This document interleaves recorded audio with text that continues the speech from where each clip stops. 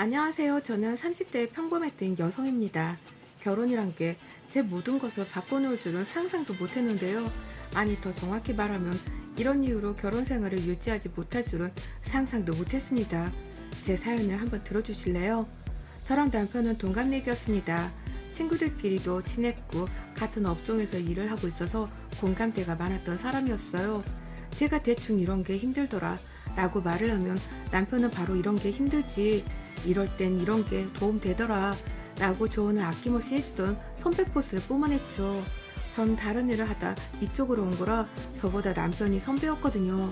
그래서 늘 도움이 현실적으로 많이 되었고, 가끔은 멋지고 든든한 남편의 그런 모습에 제가 반했습니다. 저희 회사는 또 업무 특성상 사람들을 많이 만나는 직업이다 보니 늘 본인의 이미지에 많이 신경을 써야 했어요. 머리부터 발끝까지 아침마다 풀 세팅을 하고 출근을 해야 했기에 조금 힘들긴 했지만 나름 커리어 우먼의 느낌이 나고, 한순간 또 긴장의 끈을 놓칠 수 없어서 자기 관리하기에는 최고였죠. 그렇다 보니 늘 서로 멀끔한 모습으로 데이트도 즐기고 만나고 그랬던 것 같습니다. 그러다 주말에 편하게 만날 때는 한없이 편한 트레이닝복 차림으로 만나기도 했지만 그 모습 또한 오히려 새로워서 좋았어요. 남편과 연애를 딱 2년 정도 하고 프로포즈 받고 결혼까지 성공했습니다. 사실 주위에서는 저희 결혼을 엄청 축복해줬어요. 서로 너무 잘 어울린다, 천생연분 아니냐, 비주얼 커플이다 등등의 말들을 꼬리표처럼 달고 다니니 얼마나 뿌듯했겠습니까? 그런데 결혼은 현실이라고 하지만 이런 현실이 있을 줄은 상상도 못했습니다. 결혼하고 보니 남편이 너무 더러운 거예요. 제가 연애 때보던 모습과는 완전 차원이 달랐습니다. 사실 저도 그닥 그렇게 깔끔 떠는 스타일도 아니고 잘 치우는 스타일이 아닌데, 그런 제 눈에 이 사람이 더럽게 보였다는 건 문제가 있는 거거든요. 남편과 초겨울쯤 결혼을 했는데 안 씻는 겁니다. 퇴근을 늘 같이 했고 안방 화장실을 제가 쓰고 메인 화장실을 남편이 사용했는데 따로따로 씻고 저녁을 먹으면 되는 상황인데, 제가 씻고 나올 때까지 남편은 잠옷으로 환복만 하고 TV를 보고 있었죠. 그렇다고 밥을 차려두는 것도 아니었습니다. 처음에는 어리둥절한 마음에 물어봤어요. 뭐야, 여태 안 씻었어? 언제 씻으려고 그래? 아니, 오늘 땀도 안 흘렸는데 뭐하러 씻어? 내일 아침에 씻지 뭐. 그래도 발이랑 좀 닦지. 아님 밥이라도 차려두던가. 당신이 차려야지. 내가 어디에 뭐가 있는지 어떻게 알고 차려. 얼른 차려서 먹자. 배고프다. 이때까지만 해도 그러려니 했어요. 왜냐면 솔직히 사람이 귀찮아서 한두 번이야 안 씻고 잘 수도 있죠 뭐. 그리고 제가 저녁을 차리면 설거지는 남편이 해줬으니 그럴 수 있다고 생각을 했습니다. 그런데 맛있게 저녁을 먹는데 이날 생생히 기억이 나는 게, 메인 반찬이 돼지 갈비찜이었고 나물 반찬이랑 미역국이 있었어요. 남편은 무슨 갑자기 걸신 들인 사람처럼 돼지 갈비찜을 흡입을 했습니다. 너무 당황해서 천천히 먹으라고 말리기도 했는데 밥도 한 숟가락도 뜨지 않고 오로지 돼지 갈비찜만 집중 공략해서 먹는 거예요. 그러다 결국 캑캑거리면서 어우 죽을 뻔했네 이런 말을 하는데 순간 인상이 저절로 써졌죠. 남편이 메인이었던 돼지갈비찜을 거의 바닥내고서야 미역국에 밥을 말아서 나물 반찬들에 대충 먹기 시작하는데, 대체 이게 뭐지 싶었어요. 이날 제가 뜯은 돼지갈비는 겨우 2개였죠. 뭔가 이상하지만 정말 배고팠겠지 생각했습니다. 그렇게 이상한 식사를 마치고 남편에게 뒷정리를 하라고 시킨 후 건조기에서 빨래를 꺼내고 이제 막 개려고 하는데 남편이 주방에서 옷에 손에 물기를 탁탁 닦으며 나오는 거예요. 그래서 물어봤죠. 뭐야, 설거지는 안 해? 응, 다 했는데? 무슨 벌써 다 해. 그릇만 해도 몇 개인데 기름기도 묻어있고 말도 안 돼. 가서 봐라, 당신이 다 했거든. 정말 3분 정도의 시간 만에 설거지를 다 했다는 게 절대 믿기지 않았고, 그래서 저는 직접 눈으로 확인차 주방으로 갔어요. 그러니 정말 설거지를 다 해둔 겁니다. 설마 하는 마음으로 닦았다는 그 그릇들을 다시 꺼내서 보니까 기름기는 다 그대로 있었고, 심지어 퐁퐁이 제대로 닦이지도 않아서 거품도 그대로에 고춧가루도 그대로 묻어 있었죠. 여보, 이것 봐. 기름기에 고춧가루에 거품도 다 그대로잖아. 이게 우리 입속으로 바로 들어가는 식기인데 이렇게 설거지를 해? 그렇게 귀찮았어? 그럼 하지 말지. 이게 뭐냐 진짜? 아유, 어차피 물로만 대충 씻어도 다 똑같은 거야. 퐁퐁으로 설거지하는 게 오히려 더 건강에 해롭다. 너 그거 모르지? 무슨 소리를 해. 진짜로 할 거면 똑바로 해. 다 다시 해. 남편의 위생관념이 이 정도였습니다. 솔직히 다른 건 몰라도 기름기만 그대로였으면 몰라서 그럴 수도 있으니 차분히 알려줄 수 있었지만 이건 뭐 그냥 대충대충 한 게 딱 봐도 보여서 알려주고 뭐하고 할 게 없었죠. 이때부터 남편의 위생관념에 대해 뭔가 눈에 불을 켜고 자꾸 지켜보게 되었습니다. 그런데 살아봐야 정말 안다는 말이 뼛속까지 새겨지던 게 TV를 소파에 반쯤 누워서 보는 남편은 그렇게 코를 파요. 그리고서는 바로 앞에 물티슈가 있는데도 불구하고 본인이 입고 있는 바지나 티셔츠에 쓱 닦거나 소파 밑에 묻히거나 테이블 밑에 묻히는 거예요. 그 광경을 보고 진짜 너무 황당해서 물었죠. 아, 뭐해 정말 더럽게 코딱지를 어디에 묻히는 거야 지금? 아, 어차피 굳으면 알아서 다 떨어져. 그럼 바닥 청소할 때 청소기가 다 빨아들이지 안 그래? 아, 왜 그래 정말? 자꾸 더럽게 한두 살 먹은 애도 아니고 당신 연애할 때랑 너무 다른 거 아니야? 사기 결혼 당한 기분이야. 아니, 여기가 내 집이고 편하게 있을 수 있는 공간에서 코딱지 판 게 그렇게 잘못이냐? 당신은 코 안 파? 누가 코 판 거 가지고 뭐라고 해? 그걸 왜 더럽게 소파랑 테이블에 묻히냐고. 바로 앞에 물티슈가 있잖아. 나이가 몇인데 대체 코 파서 뒷정리하는 걸로 지금 내가 당신이랑 논쟁을 해야 하니 정말? 아, 좀 냅둬라. 코도 마음대로 못 파게 하네. 30대 남편과 코 파는 걸로 싸웠습니다. 그것도 신혼 초기에 말이죠. 저는 열받고 더러워 죽겠는데 남편은 그걸 지적하는 제가 너무 예민하고 민감한 거 아니냐고 오히려 그렇게 말을 하더라고요. 혼자 사는 집이면 모를까 같이 사는 집에 그것도 30대 건장한 성인 남성이 왜 코딱지를 파서 소파에 묻히냐고요. 그리고 이걸 쪽팔려서 어디에 말을 하겠습니까? 속으로 혼자 삭히고 또 삭히고 그랬어요. 이뿐이면 정말 다행이었죠. 말씀드렸듯 남편은 씻지를 않았어요. 몸만 안 씻는 게 아니라 밥을 먹어도 양치를 안 했습니다. 진짜 거짓말 하나 안 보태고 아이를 키우는 기분이었어요. 양치 안 해? 각을 대충 하고 잘 거야. 여보, 밥 먹었잖아. 자기 전에는 양치를 해야지. 아, 좀 냅둬. 당신 어머님도 치아 안 좋으시다며. 다른 것도 아니고 양치만 잘해줘도 치과 갈 일 줄어드는데 그게 귀찮아서 안 하냐고. 양치해. 그러다 나중에 큰 병 온다. 아, 귀찮아. 갖다 줄게. 그럼 거실에서 해. 아, 싫다고. 아니, 밥 먹었는데 텁텁하지도 않니? 당신 담배도 피잖아. 그러다 나중에 잇몸 상해서 치아 다 빠져서 뭐 틀니 끼고 살래? 그게 운명이라면야 받아들여야지. 정말 코앞에서 치약에 묻힌 칫솔을 가져다 줘도 안 나는 남편이었습니다. 이유는 단 하나, 귀찮아서였죠. 저 가글하고 잔다는 것도 안 해요. 그냥 안 씻었습니다. 상황이 이러니 신혼이라고 해도 늘 냄새나고 더러운 남편과 뭘 하고 싶겠습니까? 솔직히 냄새나서 옆에서 같이 자기 싫은 적도 한두 번이 아니었습니다. 남편이 향긋하고 깨끗한 시간은 오로지 아침에 씻고 출근하는 회사에 있는 시간이었죠. 회사에선 점심에도 양치를 합니다. 자연스럽게 다들 어우러져 말이죠. 그런데 집에만 오면 저렇게 개걸스럽게 먹고 욕심부리고 더러운 모습을 보였는데 아마도 이게 본 모습이었고 전 가식적인 모습에 속아 결혼을 한 거구나 싶었어요. 누구한테 말도 못하고 소가리만 하던 중 결혼 후 맞는 제 첫 생일이라고 기대하라며 연차까지 쓴 남편이었습니다. 굳이 뭘 저렇게까지 하나 싶었지만 그래도 내심 기분은 좋았어요. 퇴근 후 집에 가보니 한껏 꾸며두고 분위기까지 만들어둔 남편에게 고마웠습니다.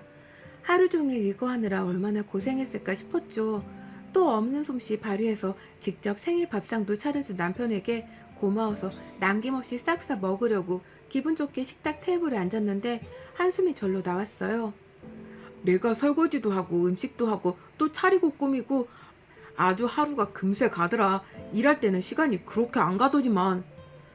여보, 이거 퐁퐁 거품에 고춧가루가 눈에 보이는데 이걸 어떻게 먹겠니? 생일상이냐? 죽으라고 고사진해 준 거냐? 진짜 그냥 어차피 해야 할 설거지 똑바로 하는 게 그렇게 어려워? 당신 입속으로 다 들어가는 건데 이렇게 대충 하면 너무 찝찝하고 불쾌하지 않아? 뭐 어때? 우리가 모르고 먹는 것들도 많은데 이거 그냥 쓱 닦아내고 먹으면 봐봐 깨끗하지. 아니 개고생해서 차려줬는데 또 더럽다고 뭐라 하는 거냐? 뭐라 하는 게 아니라 제발 좀 당신이 똑바로 해주면 되는 거잖아. 이건 기본인 건데 왜 그게 어려워? 대체 당신 말대로 이렇게 고생해놓고 결국 마무리가 이러면 서로 기분이 안 좋잖아. 어디 가서 설거지 이렇게 해봐. 욕 먹나 안 먹나. 알아서 해라. 난 나 편한 대로 살 거니까 먹든가 말든가. 남편은 저렇게 말하고 또 메인 반찬들을 흡입하기 시작했어요. 앞에서 쩝쩝 캑캑 흡입 캑 이런 소리만 들리는데 여러분이라면 마주하고 밥을 먹을 수 있겠습니까? 절대요. 아무렴 제 생일이라고 이렇게 차려줬다고 해도 진짜 숟가락으로 머리통 한 대 확 쳐버리고 싶지 밥맛이 뚝 떨어지거든요. 저 역시 그랬습니다. 감동받은 것은 다 사라지고 한 대 확 쳐버리고 싶은 감정과 분노만 올라왔죠. 그래도 챙겨준 건 고마운 일이니 마지막에 이렇게 고생해줘서 고맙다고 말은 했고 밥도 제대로 먹지 않고 그냥 방에 가서 씻고 말았습니다. 겨우 진정하고 씻고 나오면 소파에 앉아서 TV 보며 발가락을 뻑뻑 긁고 냄새를 맡아보고 껄껄 웃고 머리 긁고 냄새 맡고 이러고 있는 모습만 보이는데 대체 어떻게 사랑해 줄 수 있을까요? 옆에 앉아서 같이 TV를 보려다가도 그냥 다시 안방에 들어가서 홀로 TV를 보게 되었죠. 그러다 남편이 뭔가 신호를 보내면서 제게 다시 오기라도 하면 전 진짜 기겁했습니다. 그리고 남편에게 대놓고 말했어요. 당신도 내가 이렇게 피하는 거 기분 나쁘고 싫잖아? 나도 그렇게 피하는 거 미안하고 불편해. 그러니까 제발 우리 기본은 하자고, 어? 그래, 사람이 귀찮아서 하루 이틀 안 씻을 수 있어. 그게 뭐가 문제야? 근데 당신은 집에만 오면 사람이 너무 더러워지잖아? 위생관념이 너무 심각하다고. 이걸 받아들이고 조금 고쳐주라. 제발. 내가 말했잖아. 여태껏 이렇게 30평생을 살았고 문제 하나 없었는데 왜 그러냐고. 당신이 너무 유난이라니까? 미안한데 상처 주려고 하는 말도 아니고 진심이거든. 당신 옆에서 자면 냄새나 질색할 것 같아. 알아? 뭐? 말이 지나친다 너? 당신이야 본인 냄새니까 모르겠지만 머리부터 발끝까지 냄새가 다 달라. 또 미치겠다고. 이불이라도 퍼득이면 온갖 냄새가 섞여서 코끝을 찌르는데 돌아버릴 것 같거든. 그러니까 씻던가 건들지 말던가 둘 중 하나 선택해서 알아서 해. 이건 나에 대한 배려가 아예 없는 거야. 나도 무조건 깨끗하게 씻고 당신이랑 뭘 하지. 안 그럼 안 하잖아? 그래, 아주 너 잘났다. 너 깨끗하고 너 청결하다. 그냥 아주. 남편과는 이런 식의 관계가 쭉 이어졌어요. 제가 가장 힘들었던 건 여름이었는데 겨울에는 그나마 땀이라도 안 나니 그러려니 해요. 그런데 여름에는 온종일 땀으로 범벅하고 들어와서도 안 씻으니 진짜 냄새의 지시가 수준이더라고요. 그래서 제가 그냥 거실에 이불 펴고 자곤 했습니다. 그런데 어느 주말에 갑자기 시모가 연락도 없이 방문을 하셨죠. 놀란 마음에 급히 문을 열어드렸는데 들어오자마자 저를 노려보시는 겁니다. 시모에 대해 간략하게 말씀드리자면 딱히 왕래를 자주 하진 않았고 안부 전화를 종종 드리면서 지냈어요. 그런데 시모도 청결 개념이 그닥 좋지는 않습니다. 그치만 자주 마주하지 않아서 어느 정도인지는 몰랐죠. 어머님 연락도 없이 어떻게 갑자기 오셨어요? 너 앉아봐라. 내가 춘성이 연락받고 열받아서 한걸음에 왔거든. 네? 무슨 일이세요? 너 우리 춘성이가 더럽냐 더러워? 내가 30평생 그렇게 키웠는데 어떻게 그럼 네 시애미 더 더럽냐? 어디서 더러운 벌레 취급을 하고 있어? 그러는 너는 얼마나 깨끗한지 어디 한번 보려고. 내가 여기 한 일주일 있다 가보게. 네? 아니 갑자기 그게 무슨 말씀이세요? 얘가 오직 힘들었으면 나한테 신세한탄을 하겠어. 지속 얘기도 안 하는 애가 너 보자고. 어디 내가 일정까지 싹 비우고 온 거니까 보자. 남편은 시모에게 제가 더럽다고 한다며 고자질한 거예요. 그래서 시모는 그러는 전 얼마나 깨끗하게 사는지 보겠다며 갑자기 일주일간 저희 집에 머무르겠다는 겁니다. 뒷골이 싹 땡기면서 아파오는 게 열이 확 받았지만 시모가 있으니 뭐 언성을 높일 수도 없고 우선은 참았고 한편으로는 그래 어디 한번 봐라. 당신 아들이 얼마나 더러운지 싶었죠.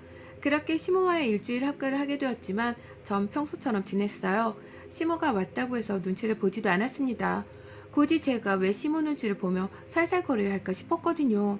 저희 부부가 퇴근하고 오니 시모가 한상을 가득 차려 놓으셨고 감사한 마음에 급히 도우려는데 시모가 그러더군요. 너 들어오자마자 씻어야지 안 그러니? 씻고 와. 한숨이 나왔지만 그냥 개운하게 씻고 나와서 저녁을 먹었습니다. 그런데 그간 남편과의 밥상과는 차원이 다른 개걸스러움을 맛봤네요. 시모는 젓가락의 사용 용도를 모르는 듯 했어요.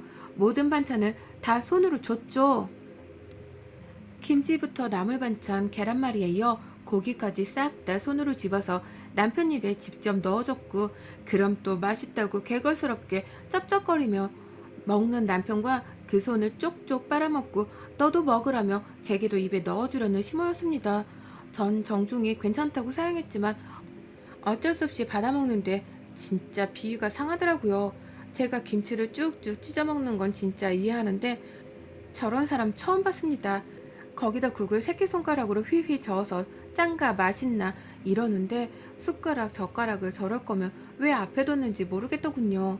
두 모자가 앞에서 쩝쩝거리다 캑캑거리는데 입맛이 그냥 저절로 사라져 밥을 거의 먹지도 못하고 남겼습니다. 밥을 얼마나 열정적으로 먹었으면 둘이 땀을 뻘뻘 흘리더군요. 여기에 추가로 이 둘은 정말 어디서 배우지 않아도 우리는 다들 알고 있는 기본 애절 같은 거 있죠? 그런 것도 모르는 듯 했습니다. 식사 중에 재채기가 나오면 고개를 급히 돌리고 입에 손을 댄 후 재채기를 하지 않나요? 안에 음식물이 나올 수 있으니 말이죠. 또는 급히 싱크대로 가거나요. 그런데 이들은 그냥 바로 앞에 재채기를 합니다. 그럼 먹던 반찬들의 입에 있던 것들이 다 나와요. 전 이걸 보면 아예 못 먹겠어서 숟가락을 내려놓는데 이 둘은 좋다고 아유 시원하겠네 이러고 또 그걸 먹어요. 진짜 토 나오네요. 이뿐 아니라 다 같이 식사를 하면 대충 어느 정도 속도를 눈치껏 맞추거나 또는 기다려주거나 뭐 그런 것들이 있죠. 그런데 이 둘은 그냥 본인들 먹으면 끝이에요. 저렇게 땀을 뻘뻘 흘리고 후다닥 반찬이고 국이고 아작을 내놓고서 일어서서 향하는 곳은 에어컨 바로 앞입니다. 거기 서서 둘이 땀을 말리고는 개운하다고 해요. 그게 저들에게는 샤워 개념인 거죠. 그렇게 땀을 흘렸는데 샤워 좀 하지 개운하게. 에어컨이 다 말려졌는데 뭐하러 해? 얘 땀이 식었으면 끝이지 뭐하러 하니 이 시간에? 아니요 어머님 그렇게 땀 흘리고 안 씻으면 피부에도 안 좋고 이 사람 자꾸 몸에서 땀 냄새가 나서요. 사람이 냄새가 좀 날 수도 있지 넌 내가 있는데도 우리 아들 이렇게 참니? 겨울에는 땀이 안 나서 안 씻고 여름에는 선풍기랑 에어컨이 땀을 말려줘서 안 씻는 사람들에게 무슨 말을 하겠습니까? 거기다 기본 예절도 모르는 사람들에게 제가 너무 많은 걸 바란다 싶었어요. 시모는 또 얼마나 머리를 안 감았는지 떡지다 못해서 머리가 멀리서 반짝반짝 빛이 나고 비듬이 곳곳에 눈에 보이는 게 있는데 전 한여름에 밖에서 눈이라도 내린 줄 알았습니다. 거기다 시모가 설거지를 해주겠다고 하길래 한번 몰래 지켜봤는데 남편이랑 설거지를 아주 똑같이 대충 휙휙 하더라고요. 아 정말 그렇게 배우고 그런 환경에서 커서 이게 잘못인 걸 몰랐겠구나를 시모 보고 깨닫게 되었습니다. 그런데 이런 거 저런 거를 떠나서 제가 더 이상은 이런 더러운 것에 더러운 것들이랑 있기가 싫은 거예요. 참고 참고 또 참다가 결국 저도 친정엄마께 SOS를 청했습니다. 친정엄마에게 그간 있던 일들을 모두 말했고 엄마는 분노하셨죠. 아니 세상에 어떻게 그렇게 더러운 사람들이 있을 수 있냐고 놀라시더니만 아무래도 직접 오셔야겠다고 하셨습니다. 결국 저희 친정엄마는 시모가 온 걸 모르는 척하며 맛있는 걸 해서 오셨어요. 시모랑 저랑 남편이랑 거실 소파에 앉아있는데 또 발가락 벅벅 긁고 꼽하고 이 더러움을 둘이서 쌍으로 하길래 옆으로 최대한 떨어져 앉아있었죠. 그때 딱 엄마가 오셨고 거의 뭐 구세주 같았습니다. 엄마랑 저는 뭐 거의 발연기를 했죠. 뭐야? 엄마 갑자기 어떻게 왔어? 어머 사돈도 계셨구나. 아니 반찬이랑 좀 해서 너네 주려고 왔는데 점심 아직이지? 아이고 사돈 오랜만이네요. 저도 일이 있어서 와 있었는데 이렇게 또 만나네요. 그렇게 대충 인사를 하고 엄마가 해다 주신 맛있는 반찬들로 한 상을 차려서 넷이 불편한 식사를 했습니다. 식사가 시작되자마자 남편과 시모는 잡채 등갈비를 미친 사람들처럼 먹기 시작했고 엄마는 불편하신 듯 헛기침을 하시다 결국 말씀을 하셨어요. 이서봐 안 그렇게 맛있나? 천천히 좀 먹지 그래. 어디 무서워서 잡채 한 입이라도 먹기나 하겠어? 체하겠다 그러다가. 저희가 원래 밥을 좀 빨리 먹어요. 며느리는 보니까 거북이처럼 먹던데 사돈도 그런가 봐요. 거북이처럼 먹는 게 아니라 적당히 씻고 삼키는 거죠. 지금 보니까 거의 두 분 흡입하시는 것 같은데 넉넉하니까 천천히 드세요. 보는 제가 다 체하겠네요. 어느 정도 신경전을 펼쳤음에도 아랑곳하지 않았고 앞에서 계속 쩝쩝거리고 우걱우걱 먹고 시모는 또 손으로 계속 반찬을 먹고 먹이고 그런 모습을 보는데 갑자기 제가 순간 너무 화가 나고 모든 분노가 치솟았죠. 그래서 저도 모르게 벌떡 일어서서 잡채를 확 손으로 집어서 남편놈 입에 쑤셔 넣어주며 말했습니다. 아우 진짜 지겨워 이 더러운 놈아. 제발 깨끗이 좀 처먹을 순 없니? 야 누가 교양있게 먹으래? 많은 걸 바래? 왜 이렇게 더럽고 개걸스럽게 처먹냐고. 그럼 더 맛있어? 식사 매너 식사의 줄도 모르니 너네 집은? 더 이상 더러워서 너 같은 거라 못 살겠으니까 니네 엄마랑 당장 내 집에서 나가 라고 말을 했고 시모는 벌떡 일어서서 제뺨을 치려고 다가왔습니다. 근데 그 순간 저희 엄마가 그런 시모를 확 밀고서 상에 있던 총각김치를 시모 입에 막 쑤셔 넣으며 말씀하셨죠. 더러워. 나 지금 겨우 10분 같이 앉아 있었는데도 더러워서 구역질 나올 것 같은데 내 딸은 얼마나 참았겠냐고. 어? 이 더러운 것들아. 니들끼리 손으로 김치나 찢어 처먹으면서 살아. 나가. 그렇게 정말 잡채와 총각김치를 처먹이고 이혼했어요. 지금이야 평온함을 되찾은 상태이고 전 행복하답니다. 시모도 남편도 아마 뭘 잘못했는지를 모를 것 같은 게 가끔 열받고 이혼 사유가 뭐냐고 했을 때 더러워서라고 하며 설명이 길어지는 게 열받지만 아무튼 전 행복해요. 구독자 여러분 중간에 구역질 안 하고 사연 끝까지 잘 들으셨나 모르겠지만 끝까지 봐주셔서 감사합니다. 여러분의 생각은 댓글로 남겨주세요. 오늘도 시청해주셔서 정말 감사합니다. 가을비가 추적추적 내리는 어느 날이네요. 안녕하세요. 저는 부산에 거주하고 있는 34세 처자입니다. 세상에 태어나 처음으로 혼자 여행을 와서 비가 내리는 소리를 들으며 저의 이야기를 들려볼까 합니다. 저는 남들보다 조금은 일찍 결혼 생활을 시작하였습니다.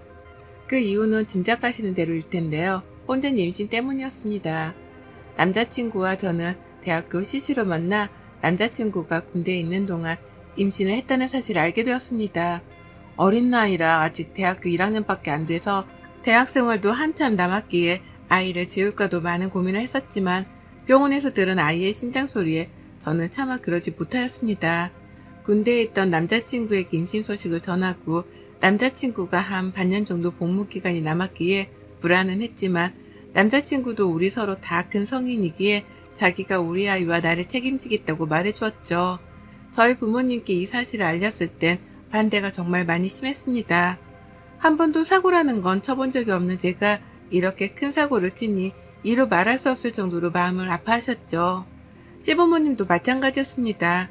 그때 남자친구는 대학교에서도 누구나 알듯이 엄친아의 과대표에 앞으로 앞길이 창창한 사람이었는데 시부모님은 그때도 제가 꼭 남자친구를 꼬셔서 만났다는 듯이 말씀하시곤 했습니다. 당연히 순탄치 않을 거라 생각했지만 생각보다 더 순탄치 못한 길에 시부모님께서는 남자친구가 학교를 그만두기에는 너무 아깝고 앞으로 취업도 해야 하기에 학교를 졸업할 때까지 학비와 생활비를 주시겠다고 말씀하셨습니다. 하지만 지금 당장 분가해서 사는 건 어려우니 시댁에 들어와서 살라고 하시더라고요.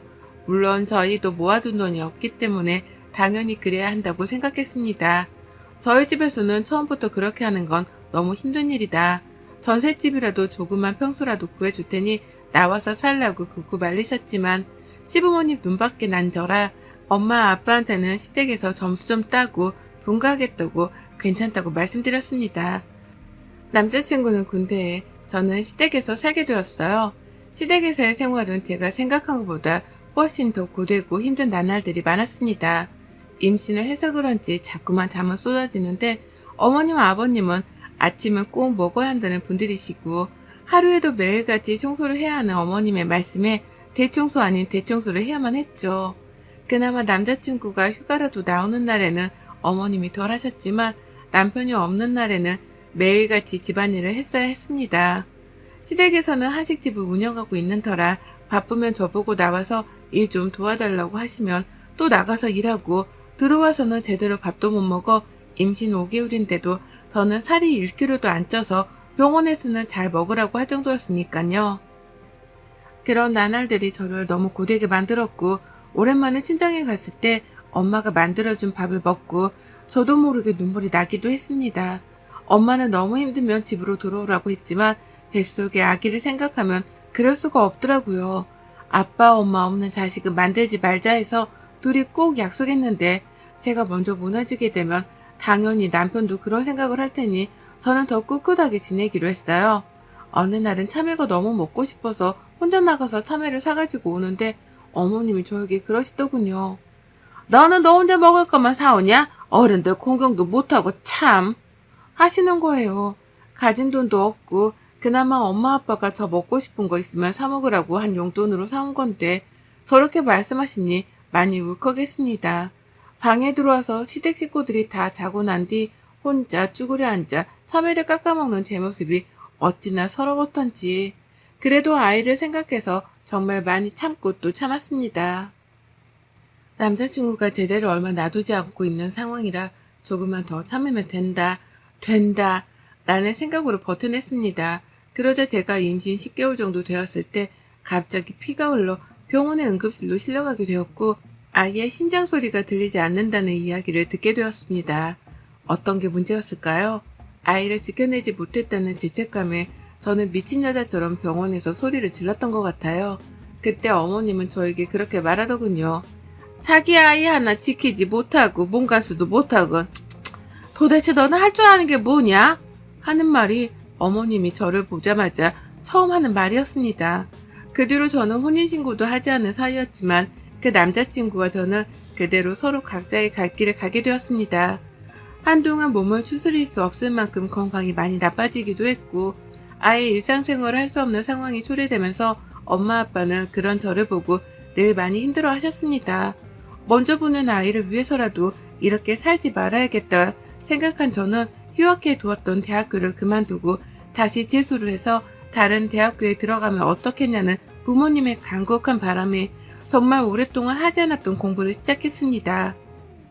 1년 동안 열심히 공부한 만큼 저는 예전 학교에서도 같은 전공이었던 법학과로 진학을 하였습니다. 정신없던 학교 생활과 함께 잘 지내다가도 문득문득 먼저 하늘나라로 보냈던 아이가 늘 떠올랐습니다. 그럴 때마다 고이 간직해두었던 나의 물건들을 꺼내 울기도 하고 아이를 보냈던 곳에 가서 이런저런 이야기도 하고 오면서 그렇게 저의 인생을 다시 살았습니다. 사실 저는 두 번 다시는 누군가를 만나야 할 생각을 하지도 또 감히 생각하지도 않았습니다. 그 뒤 학교를 졸업하고 변호사 시험에 합격한 날 부모님과 저는 정말 많이 울었던 기억이 나네요. 그리고 제가 처음 신입사원으로 변호사 사무실에 입사를 했을 때 이야기입니다. 지금도 물론 그렇지만 그때 한참 보이스피싱으로 인한 범죄가 많았을 때인데요. 그때 맡았던 사건의 보이스피싱 피해액이 정말 컸기 때문에 그 일로 인해 회사가 뒤숭숭하던 찰나였어요. 저는 처음 입사하고 나서 얼마 뒤에 이 사건에 투입하게 되었고 선임 변호사와 함께 맡아서 진행하는 큰 사건이기도 했습니다. 여기서 구체적으로 다루게 되면 문제가 커질 수도 있어 간단하게 설명만 드리자면 보이스피싱으로 인한 범죄에서 현금 운반책을 진행했던 사람들에게도 반드시 사실 여부들과 함께 알고 가담했는지 모르고 가담했는지 등도 함께 걸려있는 사건이었습니다. 그때 당시 아르바이트라고 한 뒤 일반인들에게 현금 수거책을 시킨 항목들이 낱낱이 드러나면서 보이스피싱으로 인해 피해를 본 분들의 사건이었는데요. 사건을 확인한 후 처음 재판이 열리고 돌아가는 날 정말 낯익은 얼굴을 보게 되었어요. 살면서 두 번 다시는 보고 싶지 않았던 그 얼굴이요. 바로 전 남자친구의 어머니였어요. 전 남자친구와 어머니는 그대로 서로를 알아보았고 놀란 듯이 전 남자친구가 저를 보았습니다. 그대로 피하려고 가는 순간 갑자기 저를 붙잡는 남자친구를 보니 그냥 지나칠 수 없겠다고 생각해 말을 했습니다. 잘 지냈어? 이런 데서 또 만나지네? 너는? 법원에는 무슨 일이야? 아, 나 그냥 볼 일 있어서. 라고 이야기하려던 순간 뒤에서 따라오던 선배 변호사가 김비원, 이따 자료 찾아서 방으로 들고 와서 다시 얘기해. 나 먼저 사무실로 갈게. 라고 하시더군요. 그때 전 남자친구와 그 어머니의 표정을 저는 아직도 잊지 못하고 있습니다. 너 변호사 됐어? 학교 그만뒀었잖아. 그만두고 그 해에 다시 다른 곳에 합격했어. 너랑 학교 같이 다니기는 어렵기도 하고 또 다른 친구들 시선도 두렵고 해서. 너 그만뒀다는 거 들었어. 근데 다시 너를 찾으려니 네가 이름까지 바꿨더라? 부모님이 그림이 안 좋다고 해서 바꿨어. 그랬구나. 잘 지내는 거 보니까 좋다. 그래, 고마워. 너도 잘 지내? 하고 돌아가려는 순간 그 전 남자친구 시어머니가 저보고 갑자기 친한 척을 하더군요. 얘, 네가 이렇게 똑똑한 애인지 몰랐네. 언제 변호사가 되었대? 그때 니네 안 헤어지고 살았으면 며느리 변호사라고 자랑했을 텐데 참 아쉽구나. 네, 그럼 안녕히 가세요. 하고 내려갔어요. 그날 저녁에 저는 다시 악몽을 꿔야만 했습니다. 새로 다시 시작하기 위해 이름도 바꾸고 새로운 학교도 들어가고 이제 다시 새 삶을 시작하려는데 또다시 악몽이었던 시간들이 저를 잡으려 한다는 생각이 머릿속에서 떠나질 않더군요. 잠을 거의 자지 못하고 출근해서 다시 재판할 사건들을 찾아보고 있는데 누군가 저를 찾아봤다고 하네요. 나가서 보니 거기에는 어제 만났던 전 남자친구 엄마가 서 계셨어요. 얼굴을 마주하기도 싫었지만 우선 1층 카페에서 다시 보자고 말씀드리고 내려가 앉았어요. 갑자기 무슨 일이세요? 제가 일하는 곳은 어떻게 하셨어요? 뭐 알려면 다 알지. 잘 지냈니? 네, 근데 무슨 일이세요? 이렇게 서로 길게 대화할 사이는 저희가 아니잖아요. 옛날 시어머니 며느리 관계에서 너는 뭘 이리 빡빡하게 구니? 그때 결혼도 하지 않았던 사이인데 시어머니와 며느리라는 말은 좀 불쾌하네요. 그리고 오래된 이야기 꺼내지 마세요. 벌써 다 지난 일인데요. 변호사면 너 돈 좀 많이 벌겠다. 우리 아들은 그 뒤로 학교 그만두고 참 힘들어했는데 너는 이렇게 잘된 모습 보니까 배가 참 아프더라고. 그래서 너한테 위자료라도 좀 받아야겠다 싶어서. 너 우리 집에서 먹고 자고 할 때 생활비 한 푼 안 보탰잖니. 그때 얼마나 돈이 많이 들어갔는데. 지금 무슨 말이세요? 제가 거기 들어가 살겠다고 안 했잖아요. 저보고 생활비랑 동영이가 졸업할 때까지 다 해주신다고 들어와서만 살라고 해서 들어간 건데 지금 와서 뭐? 위자료를 말씀하세요? 너무 뻔뻔하다는 생각이 안 드세요? 뭐가 뻔뻔하니? 너는 번듯하게 변호사 돼서 잘 사는데 우리 통영이는 너 때문에 군대 다녀와서 너무 힘들어서 인생이 다 망가졌는데 너만 잘 사는 모습 봐서 되겠니? 너는 하늘에 간 너 얘기한테 부끄럽지도 않아? 지금 어디서 저희 아이를 들먹이세요? 어쨌든 나 지금 너한테 다 얘기했고 이번으로 연락 줬으면 좋겠다. 돈 준비되면. 그리고 네가 지금 위자료 안 주면 너네 회사에 너 과거에 결혼하고 유산까지 해서 이혼한 이야기 다 퍼뜨려줄까? 우리 아들 인생 망치고 너만 잘 살 수는 없지. 너도 과거에는 애 엄마였잖아. 하고 뻔뻔하게 자기 연락처를 두고 나갔습니다. 저는 더 이상 이렇게는 안 될 것 같아 예전에 학교에 다니던 같은 과였던 친구에게 오랜만에 연락을 했어요. 지혜야, 나야, 잘 지냈어? 어머, 미네야. 너 미네구나. 정말 이게 얼마만이야? 연락 못해서 미안해. 정말 미안한데 혹시 너 동영이 연락처 아니? 다른 친구들한테는 나 연락 온 거 미안한데 말하지 않았으면 좋겠어. 그래도 너랑 가장 친했어서 내가 너한테 연락한 거야. 동영이 연락처를 알아야 하는데 내가 몰라서. 알지, 알려줄게. 근데 무슨 일 있어? 그냥 동영이랑 좀 이야기할 게 있어서. 동영이 학교도 그만두고 그랬다면서 나는 몰랐어. 그 뒤로 잊고 살았어서. 동영이 너 그만두고 제대하고 나서 휴학했다가 그 뒤로 자퇴했다고 하더라고. 동영이 친했던 친구들 얘기 들어보면 몇 달 동안은 제정신도 아닌 채로 살았다고 하더라. 그래도 너는 알고 있을 줄 알았는데 아니었나 보네. 너는 잘 지내는 거지? 애들이 다 너 소식 궁금해했어. 나는 잘 지내지. 잘 지냈어. 그냥 다시 학교 복학하기가 그렇더라고. 미네야, 나는 사실 너 법원에서 몇 번 본 적 있어. 너 변호사 되어 있더라? 나는 너 변호사 될 줄 알았어. 우리 과에서도 네가 탑이었잖아, 동영이랑. 근데 네가 모른 척하고 싶을 것 같아서 말 안 하고 그냥 지나쳐 갔었지. 멋있더라, 너. 아, 그랬구나. 미안해. 앞으로 종종 연락하고 지내자.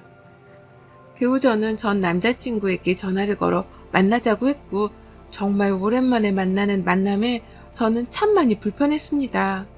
잘 지내냐는 서로의 안부와 함께 저는 날선 말투로 대화를 이어나갔어요.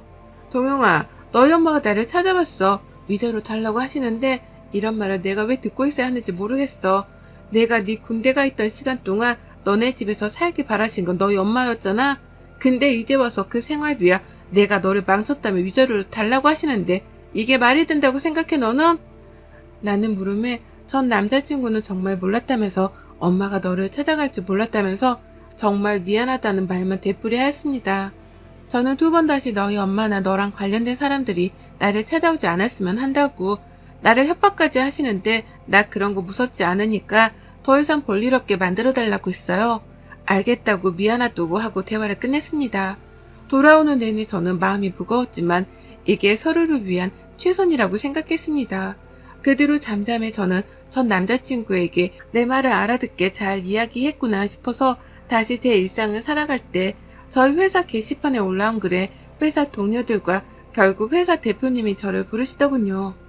미네씨, 지금 회사 게시판 봤어? 자기 전 시어머니라고 하는 분이 자기가 어렸을 땐 어떤 사람이었고 지금은 어떻게 한다고 올려놓았더라고. 내가 우선 더 보기 전에 글을 비공개 처리하긴 했지만 이게 어떻게 된 일이야? 라는 대표님 말에 저는 지금까지 있었던 일을 모두 다 털어놓았습니다. 대표님은 오히려 저에게 정말 힘들었겠다며 위로를 건네주셨고 이 일은 자기 손에서 삭제할 테니 걱정하지 말라고 해주셨습니다. 회사 동료들도 그런 일이 있었는지 정말 몰랐다면서 저를 위로해 주었습니다. 하지만 저는 마지막까지 이렇게 한 걸 용서할 수 없었으며 명예훼손으로 전 남자친구 어머니를 고소했습니다. 게시판에 쓴 글의 모든 부분이 거짓은 아니었지만 그 안에 있는 내용은 이러했습니다. 자기가 며느리에게 잘 해주려고 노력했지만 제가 늘 밖으로 다른 남자들을 만나고 다니며 임신했는데도 불구하고 매일 늦게 들어오거나 심지어는 술까지 마셨다는 내용들까지 적어 놓으셨더라고요. 이런 이야기는 분명 명예훼손에 속하기 때문에 명예훼손은 구체적인 사실, 허위의 사실을 타인에게 적시하여 손해를 끼치는 행위로서 사실 적시 2년 이하 징역 500만 원 이하 벌금, 허위 사실은 5년 이하 징역 1천만 원 이하 벌금형이 처할 수 있습니다. 저는 고소장을 보냈고 그 고소장을 보고는 저에게 득달같이 달려오셨더라고요. 저는 아직 신입사원이라 대표님께 정중하게 사과를 드리고 어머니라고도 부르고 싶지 않은 사람에게 이야기를 했습니다.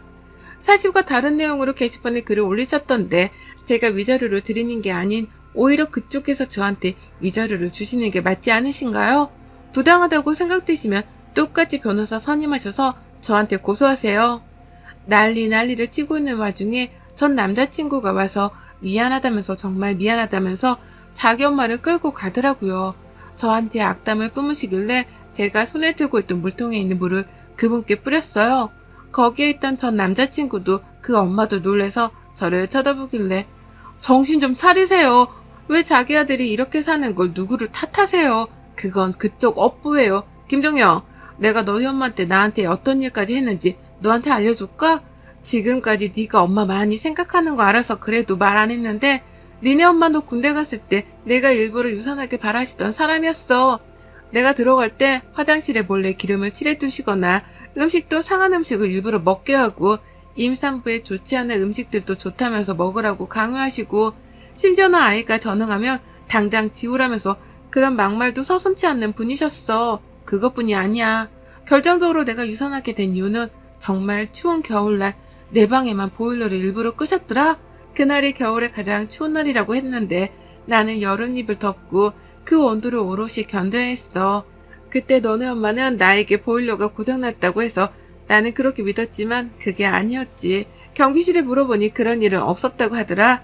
그랬으면 그 동이 그랬을 거라고. 니네 엄마는 그런 사람이야. 지금까지 당했던 모든 일들을 쏟아내고 나니 전 남자친구는 자리에 풀썩 주저앉아 자기 엄마를 쳐다보더라고요. 그리고는 자기 엄마에게 엄마는 나에게 이제 살인자보다 못한 사람이에요. 라고 하였습니다. 이렇게까지 모든 일들을 다 말할 생각은 아니었지만 이왕 이렇게 된 거 다 말을 했습니다. 그 뒤로 저는 소송을 취하지 않았고 결국 소송에서 저는 이겼고 당연히 벌금형이 선고되었습니다. 당연한 결과라고 생각했어요. 선고가 내려지고 난 후 저에게 전 남자친구 엄마는 울고 불며 며칠 동안 미안하다고 제발 소송 취하해달라고 했고 아들에게도 제발 그게 사실이 아니라고 해달라고 무릎까지 꿇고 말씀하시더라고요. 사실 참 가소로웠어요. 저는 아직도 그 집에 있는 순간들에 그 사람들의 모습이 기억나거든요. 저를 보던 눈빛, 제가 힘들어했을 때마다 좋아하는 눈빛, 저를 어떻게 해야 골탕 먹일 수 있을까 하는 눈빛들이요. 그러면서 이제 와서는 저에게 빌면서 봐달라고 하니 참 웃기잖아요, 인생이. 자기는 아들밖에 없는데 걔가 자기를 돌아서면 자기는 어떻게 사냐고 울고 불며 집까지 찾아와 이야기하길래 제가 딱 한마디 했어요. 자기 아들 소중한 줄 아셨으면 저희 아이한테도 그러셨어야죠. 그래도 동영이는 죽지 않고 살아있잖아요. 저희 아이는 이제 만나고 싶어도 만날 수가 없어요. 그러니 지금 그런 눈물은 사치인 것 같네요. 오랫동안 쌓여있던 묵은 채증이 내려가는 기분이었어요. 동영이는 그 뒤에 저를 찾아왔습니다. 저에게 찾아와서 건네는 상자에는 저희 아기의 이름과 베네저고리, 제가 처음 걔한테 준 임신 테스트기가 들어있었어요. 자기가 제대하면 꼭 주고 싶었는데 그러지 못해서 지켜주지 못해서 미안하다고 엄마를 용서하지 말아달라고 울며 이야기했습니다. 서로 지금까지 힘들었던 이야기, 미안한 이야기까지 끝낸 후 저희는 정말 비로소 이별을 하게 되었고 동영이는 한동안은 멀리 가 있으려고 한다는 이야기 했습니다. 서로의 행복을 정말 응원하였고 그날 저는 정말 오랜만에 악몽을 꾸지 않고 잠을 잘 수 있었습니다. 어린 나이 임신으로 인해 행복한 생활을 꿈꿨지만 그게 마음처럼 되지 않아 왜 늘 나에게만 이런 일이 일어날까 싶었습니다. 하지만 이렇게 열심히 살아온 저의 이야기를 익명으로나마 꼭 잘했다고 응원받고 싶어 이렇게 사연을 보내게 되었는데요. 여러분들은 지금 다 행복하신가요? 행복하시지 않으시다면 꼭 다시 나를 위한 소소한 행복을 찾아보시기를 바라겠습니다. 저는 이런 일을 겪고 나니 평범한 게 가장 소중하다는 걸 알게 되었습니다. 여러분들의 평범한 일상에 늘 웃음이라는 꽃이 피길 바라며 긴 글 읽어주셔서 정말 감사합니다. 여러분의 생각은 댓글로 남겨주세요. 오늘도 시청해주셔서 정말 감사합니다. 안녕하세요, 사연 채널 구독자님들. 저도 평소 채널 구독을 하고 사연을 전해 들으며 마음을 달래거나 위로받던 평범한 구독자 중 한 사람입니다. 이렇게 제 사연을 적어보내게 되는 날이 찾아오니 많은 생각이 드네요. 주마등처럼 스쳐 지나가는 저의 시집살이가 여러분들께 한 줌의 즐거움이라도 되길 바랍니다. 저는 40대 후반의 여자예요. 늦은 나이도 아니지만 이른 나이도 아니고 결혼 생활을 벌써 15년 차에 접어들면서 결혼 생활에 대해서도 알 만큼은 안다고 생각하는 편이었습니다. 제가 결혼하고 지금까지 아이를 둘 낳았는데요. 정말 열심히 살았다고 자부하는 것이 지금껏 한 번을 쉬어본 적이 없어요. 아이를 낳고 나서도 바로 몸을 풀고 출근을 했었고 첫째 말고 둘째를 낳았을 때에도 다를 건 없었습니다. 어떻게 보면 궁상맞게 살았다고 해도 과언이 아닐 만큼 하는 일과 벌어들이는 수입에 비해서 사는 건 참 힘들게도 살았네요. 왜냐면 저희 어머님이 저 쉬는 꼴을 두고 보지 못하셨거든요. 제가 결혼하면서도 시어머니께 들은 유일한 칭찬이 바로 밖에서 일하는 여자라는 것이었습니다. 밖에서 일을 하며 맞벌이로 돈을 벌어온다는 것에 대해서 어머님은 크게 만족을 하셨어요. 정작 본인도 밖에서 일을 해본 적이 없는 분이셨는데 며느리만큼은 돈 버는 사람으로 드리고 싶었다고 자꾸 말씀을 하시더라고요. 저희 남편이 혼자 고생해서 집에 돈을 가져다 바치는 꼴은 두고 못 본다면서 말입니다. 시어머니랑 시아버지는 꽤나 검소하게 사는 분들이셨습니다. 태생이 검소해서가 아니라 가진 돈이 없어서 검소하게 살 수밖에 없으셨던 거죠. 열악한 환경에서 힘들게 키운 아들인데 그런 아들이 장가를 가서 마누라한테 돈을 퍼다주는 꼴은 두고 볼 수 없다며 꼭 일을 열심히 하려더군요. 결혼식장에 들어가서 시어머니로부터 덕담을 듣는 그 타이밍에도 어머님께서는 일도 열심히 오래오래 하고 라는 말을 가장 첫마디로 들었답니다. 결혼식 날에도 일타령을 하는 분이셨는데 평소에는 오죽하셨을까요? 평소 어머님과 나누는 대화라고는 일을 하는 것, 그리고 그렇게 일을 해서 얼마나 버는지에 대한 것들 뿐이었습니다. 승진을 할 때가 되었는데 아직 소식이 없냐는 말을 해가며 평소에는 안 하던 안부 연락을 먼저 하는 경우도 많았고요. 승진이라도 정말 했다고 하면 아주 좋아라며 난리를 떠셨죠. 그러다 급 정색을 하면서 돈을 아끼라고 혼수를 두곤 하셨고요. 이 모든 것들이 주제넘는 어른의 잔소리인 것만 같아서 듣기 싫은 적도 많았습니다. 솔직히 말하면 어머님 입에서 일 얘기가 나올 때마다 화딱지가 날 정도이기까지 했죠. 하지만 이런 어머님을 영 이해하지 못하는 건 아니었어요. 제가 시어머니께 다달이 용돈을 보내드리고 있는 장본인이었거든요. 결혼 전까지만 하더라도 여유가 없으시니 검소하게, 그리고 큰돈을 만져보지도 못하며 형편대로 사는 줄 알았습니다. 그러니 결혼을 하면서도 그 오래전부터 웬만한 건 제가 절반 이상 지분을 부담했을 정도로 돈을 썼죠. 집을 해가는 것도 남편이랑 반반 부담을 했는데 막판에 남편이 돈이 모자른다고 하길래 제가 급하게 친정에서 돈을 빌리기까지 했었고요. 그 바람에 지금 사는 집도 제 명의랍니다. 당연히 결혼하고 생활비 관리는 제가 했고, 결혼하고 2달 정도 지나자마자 시어머니가 용돈을 요구하길래 그때부터 지금껏 다달이 적게는 30만 원에서 많게는 100만 원까지 쥐어드렸어요. 평상시에는 적게 보내드리는데 생신이나 특별한 경조사라도 있으면 더 챙겨드릴 수밖에 없었습니다. 어머님이 그걸 원하셨으니까요. 그리고 그때부터였어요. 어머님의 씀씀이가 갈수록 커지기 시작한 게 말이죠. 형편이 좋지 못한 분이니 제가 용돈을 드리면 그걸 최대한 아껴가면서 알뜰하게라도 쓸 줄 알았습니다. 그러니 처음에 용돈을 당당하게 요구하실 적에도 알아서 어련히 잘 쓰려나 싶어서 노약자 거두도 용돈을 드렸죠. 하지만 이게 참 갈수록 부담스럽고 또 화가 나더라고요. 시어머니의 태도를 옆에서 보고 있자니 말입니다.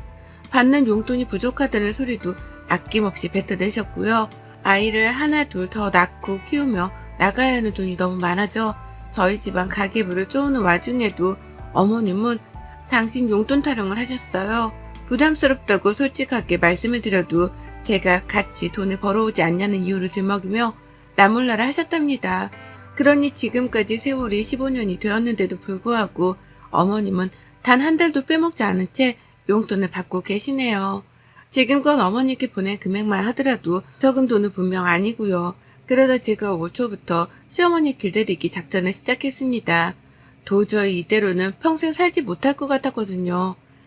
아이들은 자꾸 더 커가고 곧 있으면 대학도 들어가야 할 텐데 시어머니가 한두 푼을 요구하는 것도 아니고 매달 본인 꼴리는 대로 달라고 보채기만 하니까 걱정이 태산이었습니다. 그리고 무엇보다 금전적인 부담감 때문에 힘들기도 했네요. 남편이랑 제가 정년보장이 되는 직장이 아니어서 이런 걱정을 할 수밖에 없었고 먼저 남편과 상의를 했습니다. 아주 오랜 시간을 말이죠. 코로나가 터지면서는 언제 잘릴지 모른다는 부담감이 더 커져서 남편을 더 적극적으로 설득해 왔고요. 그렇게 저희는 얼마 전부터 시어머니께 드리는 용돈을 20만 원으로 줄였어요. 지금도 절대로 작은 돈이 아니라고 생각을 하고 아이 둘을 키우는 4인 가정에서 시부모님 용돈으로 이만큼이면 할 만큼 하는 중이다 싶었습니다.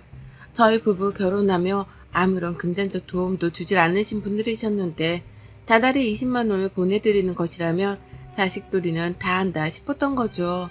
그렇게 금액도 대폭 줄였고 더 이상 있는 대로 퍼줘가면서 살 수 없으니 받는 돈은 최대한 아끼며 쓰시라 진심으로 충고도 드렸어요. 당연히 시어머니 표정은 똥 씹은 표정 마냥 좋지가 못했지만 별 수 없었습니다. 아름다운 거절은 없듯이 이 정도는 제가 감당해야 하는 몫이다 싶었죠. 그래서 어머님이 얼만큼 기분 나쁜 티를 내던 말던 크게 상관하지도 않았고 오히려 뜻을 굽힐 일이 없다는 단호한 표정만 지어 보였습니다. 그렇게 시작을 잘했다고 생각했어요. 그런데 그때부터 어머님이 세지기 시작했답니다. 불필요한 일을 만들어가면서 돈을 타내려고 하기 시작한 거예요. 갑자기 멀쩡하던 밥솥이 고장이라면서 밥솥 살 돈을 달라고 하질 않나. 평소에는 전자파 나온다는 소리를 해가면서 전자레인지를 잘 쓰지도 않더니 갑자기 집에 있는 전자레인지를 새 걸로 바꿔야겠다면서 새 걸 살 돈을 달라고 하기도 하셨습니다. 한 달에 한 번씩 용돈을 받으면 그걸로 모아다가 필요한 걸 사라며 당연히 거절을 했죠. 아껴 쓰시라고 용돈을 드리는 거니 더 달란 말 좀 그만하라고 신세 타령도 했습니다. 시부모님 잘못 만나 내가 이날 이때껏 내 부모도 아닌 분들께 얼마나 갖다 바치고 있는 거냐면서 힘들어 죽겠다 하소연도 한참을 해봤어요. 이렇게라도 하면 조금이라도 우리 돈 쓰는 걸 아까워해 주실 줄 알고요. 하지만 그런 반응은 잠시뿐이었어요. 당신 아들한테는 돈 달란 말을 한마디도 안 하면서 제 앞에서는 돈 없단 소리를 잘만 하고 사는 것이 정말 미워 죽겠었습니다. 남편이 생활비는 괜찮냐 물어보면 니들이 그렇게 고생해서 벌어다 오는데 이 정도면 충분하지 라며 이해심 많은 티를 내곤 하셨는데요. 제 앞에서만 서면 돈이 더 필요하단 말을 반복해가며 절 힘들게 하셨죠. 이중적인 태도 때문에 저는 더 승질이 날 수밖에 없었던 거고요. 하지만 얼마 전 어머님의 생신날이 찾아왔을 때 제가 큰 실수를 범하고 말았습니다. 어머님이 어떤 분이신 줄을 안다면 생신 때에도 그냥 어영부영 넘어갔어야 했는데 제가 실수를 하고 오지랖을 부린다면서 어머님께 선물을 사드리겠다고 해버리고 만 것이었죠. 제 딴에는 어머님이 그간 저한테서 도무대로 쓴소리를 많이 들으셨기 때문에 적어도 생신 때만큼은 사고 싶은 걸 사게 해드리고 싶었습니다. 1년에 한 번이었고 용돈을 줄이는 처음 맞이하는 생신이었으니까요. 평소에 살 돈이 필요하다면서 꺼내셨던 제품들이 커피포트, 에어프라이기 같은 것들이었기 때문에 저렴한 걸로 시부모님께서 쓰실 용도로 10만원에서 많게는 15만원으로 가격을 잡았습니다. 그리고는 당연히 어머님이 그중 하나를 사겠다 하실 줄 알고는 사고 싶은 걸 사드리겠다고 말씀드렸죠. 바로 며칠 전에도 에어프라이기 타령하셨던 분이셨기에 말이죠. 그리고는 어머님 생신 전날 타이밍이 좋게 주말이어서 제가 어머님 댁으로 갔어요. 그리고는 같이 선물을 사러 나갔습니다. 돈을 보내드리려 했는데 어머님이 혹시나 돈을 더블로 부를까 싶었던 마음에 제가 직접 찾아가 결제를 할 참이었습니다. 그렇게 같이 집을 나섰는데 제가 차가 없는데 어머님이 택시 타령을 하더라고요. 너무 힘들어서 지하철로는 이동을 못한다고 말이죠. 처음엔 욱했으나 일단 참았습니다. 그리고는 알겠다고 하고 같이 택시를 탔는데 글쎄 종로를 부르시는 거예요. 그 먼 강동구에서 종로를 말입니다. 택시비가 벌써 후덜덜하게 나오는 와중이었고 제 마음은 이미 너덜너덜해졌어요. 종로로는 뭐 때문에 가려고 하나 싶어서 혹 그 주변에 있는 무슨 시장이라도 가는 줄 알았습니다. 근데요, 어머님이 저를 엄한 곳으로 이끌더라고요. 보석 상점이 가득한 거리로 말입니다. 저도 처녀 시절에 그 주변에서 영어학원을 다니면서 보석 상점이 많다는 걸 알고 있었습니다. 자꾸만 그 거리로 저를 데려가려는 듯이 택시 기사님을 향해서 기사님 저쪽으로 더 가서 내려주세요 라고 하길래 진짜 이러다 보석 하나를 사달라고 하는 것이 아닐까 싶어 긴장이 되었네요. 그리고 급기야 보석 상점 앞에서 보란듯이 여기에요 라고 대답을 하시는 순간 속으로 얼마나 똥줄이 탔는지 모릅니다. 가지고 싶은 걸 사드리겠다고 한 그 말 실수 한마디 때문에 어머님이 나를 보석 상점으로까지 이끄셨구나 싶어 뒷골을 무진장 땡겼죠. 그리고 그날 저는 당당하게 보석 상점 안으로 들어가서 자신이 집에서 챙겨나온 금을 꺼내드는 시어머니를 지켜만 봤습니다. 어머님은 집에서 챙겨온 아주 조그마한 금반지를 꺼내들더니 그거랑 다른 금을 같이 녹여서 새로운 반지 하나를 만들어달라 요구하더라고요. 미리 조사라도 해온 건지 저는 뭐가 뭔지 하나도 모르겠는데 어머님은 디자인까지 미리 핸드폰으로 사진까지 찍어뒀던 걸 직원에게 보여주며 주문을 했어요. 순식간에 디자인 상의가 완성이 되었고 저는 그날 무려 109만원어치를 결제하고 말았습니다.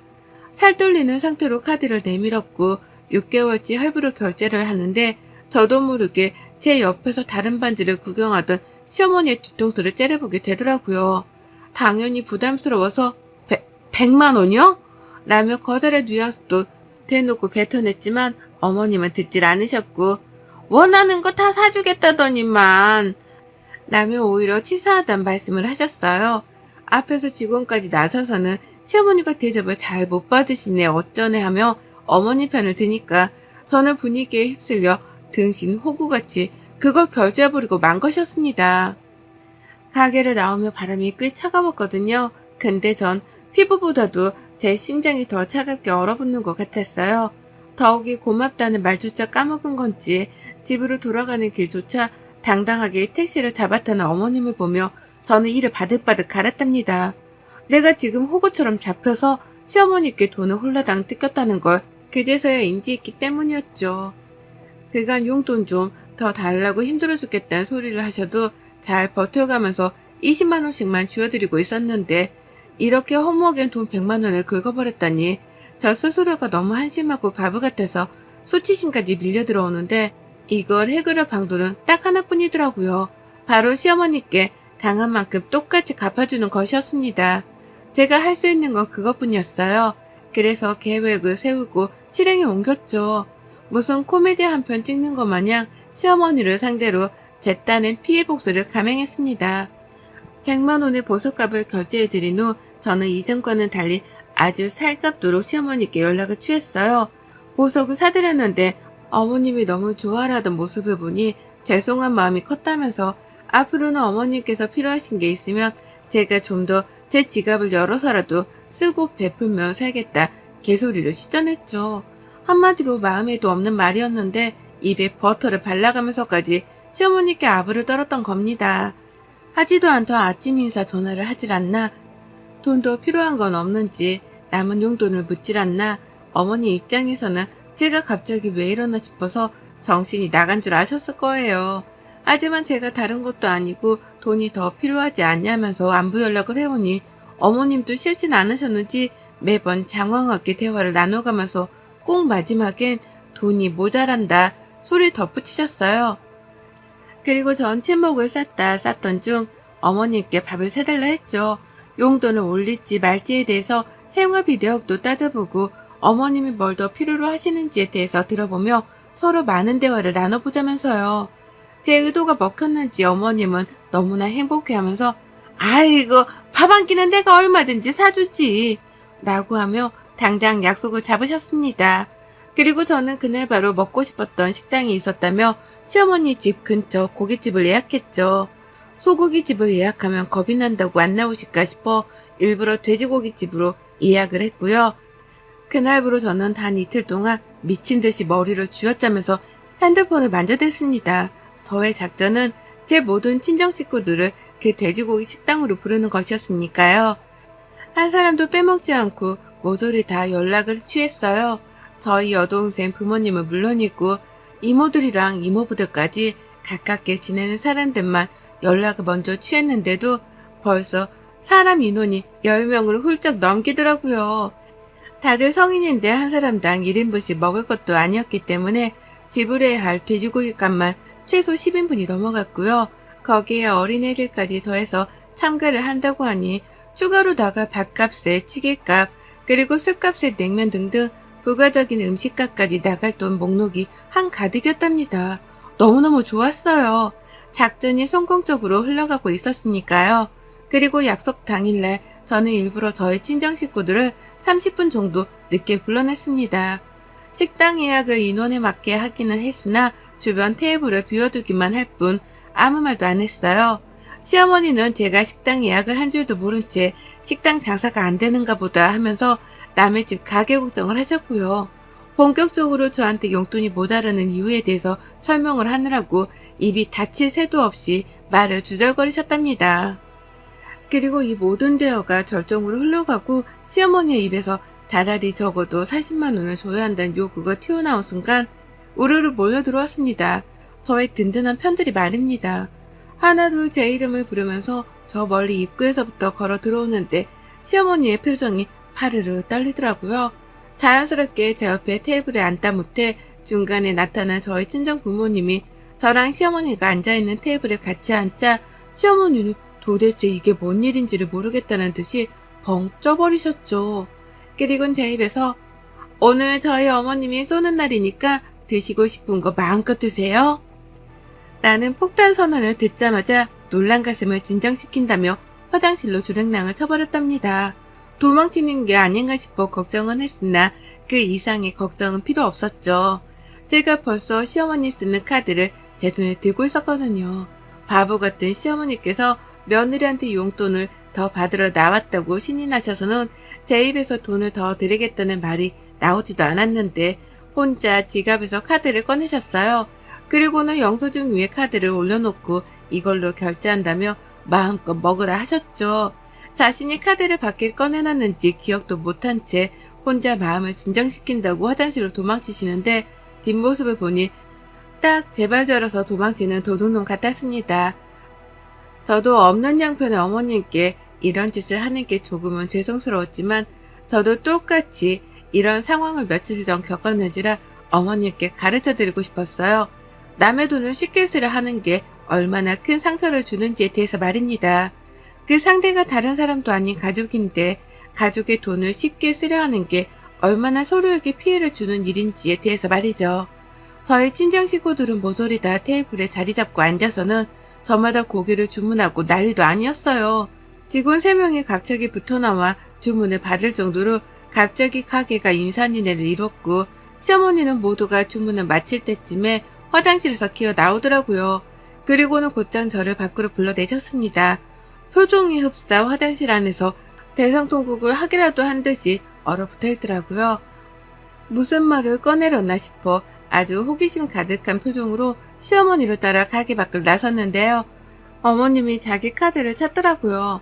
내가 아까 꺼낸 거 있잖아. 그거 돌려줘. 내 카드 돌려달라고. 라고 하며 화를 내 저도 물었습니다. 아니, 저 먹고 싶은 대로 사주신다면서요. 그래서 친정 식구들까지 불러 다 같이 기분 좋게 나눠 먹자고 한 건데 뭐 문제 있나요? 라고요. 어머님은 속이 답답한지 자신의 가슴을 쳐가면서 따졌어요. 아니, 내가 언제 네 친정 식구들을 사준다고 했냐. 내가 너 사주겠다고 부른 건데 네 식구들까지 우르르 데려오면 어떡해. 라고요. 하지만 저도 당당하게 말대답을 하며 시어머님 화를 더욱 돋구었습니다. 그럼 어머님은요? 제가 언제 어머님께 강동구에서 종로까지 왕복으로 택시비를 쏴드린다고 했어요? 제가 어제 어머님 생신 선물로 그달 용돈에 이어 100만원짜리 반지까지 사드린다고 했어요. 서로 다 힘들게 열심히 아껴가며 사는 줄 뻔히 하면서 먼저 돈 100만원 지르며 사치를 저지른 건 어머님이시잖아요. 라고 하면서 울컥하다 못해 열불이 나서 남의 가게 앞에서 소리를 질러가며 질책을 했어요. 왜 너는 하는 짓을 나는 하면 안 되냐는 태도로 억울해 죽겠다면서 말이죠. 카드는 못 돌려주고 약속하신 대로 밥 사주라는 말을 남기고 식당으로 들어왔습니다. 어디 한번 억울하면 따라 들어와 따져 묻기라도 하란 자세로 말입니다. 하지만 어머님은 절대로 식당 안에 들어오지 못하셨답니다. 저희 친정 식구들이 득실득실한 그 식당 안으로 절대 한 발자국도 들어오지 못하셨어요. 제가 본인의 카드로 고깃값을 결제하는 꼴을 밖에서 손 놓고 지켜볼 수밖에 없으셨던 거죠. 그리고 전 저희 친정 식구들과 함께 시어머니 욕을 신랄하게 까면서 그날 돼지고기집에서 무려 130만 원을 결제했답니다. 결제를 하자마자 문자가 어머니께로 날아간 건지 어머님이 저한테 직접 문자를 보내오셨어요. 자기 카드를 들고 와달라고 하더라고요. 더 쓰지 말고 그대로 곧장 집으로 갖다 놔주라고 말입니다. 하지만 저는 경비가 아까우니 필요하면 어머님이 들고 가시라는 말을 남긴 채 곧장 어머님 카드를 저희 집으로 가지고 갔답니다. 이렇게 저는 시어머니가 한 것처럼 똑같이 20만 원이 좀 더 넘는 금액을 더 써가면서 시어머니께 같은 방식으로 복수를 해냈고 성공적으로 끝이 났답니다. 저희 어머님은 100만 원 긁은 거 가지고서 130만 원으로 갚아내는 저의 능력의 감탄과 두려움을 느낀 건지 그날부로 쭉 자신의 용돈에 대해 입을 아끼셨습니다. 당장 20만 원이라도 받고 있는 것에 만족을 해야 한다는 걸 이제서야 깨우친 것이었죠. 그 덕에 저도 시어머니한테 더는 돈 빨려나갈 걱정을 잠시라도 접어둘 수 있게 되었답니다. 정말 지긋지긋했는데 이제서야 시어머니의 그 입을 다물게 해드릴 수 있게 되었네요. 더는 어머님이 멀쩡한 가전제품을 새로 사야겠다 하면서 주접떠는 연락도 하지도 않고 계시고요. 저한테 함부로 돈을 달라 했다간 그 배로 자신의 돈을 써야 할지 모른다는 부담감 때문인 건지 시어머니는 결혼 이래 최초이자 가장 오래도록 저에게로부터 멀리 거리를 두고 계시답니다. 어색했던 결혼 초에도 용돈 달라는 문제로는 꼭 주기적인 연락을 먼저 하셨는데요. 이젠 생각을 달리 하기 시작한 건지 침묵을 택하기 시작하셨어요. 덕분에 저의 마음은 어머님의 목소리를 듣지 않게 되어 그 어느 때보다 평온한 상태랍니다. 진작에 돈 가지고 어머님을 겁줬어야 했는데 결혼 15년 차인 이제서야 일이 보수를 감행해본 저를 반성하면서 앞으로는 덜 소심해하며 더 대담하게 시어머니를 다뤄야겠다 맹세했네요. 어머님 덕분에 그날 저희 친정 식구들은 뱃속에 기름칠 해가며 잘 먹었습니다. 저희 부모님께서도 안부 인사 전해달라 하는데 이 자리를 빌어 모두의 앞에서 감사 인사를 전해드려요. 덕분에 고기 잘 먹었습니다. 여러분의 생각은 댓글로 남겨주세요. 오늘도 시청해 주셔서 정말 감사합니다.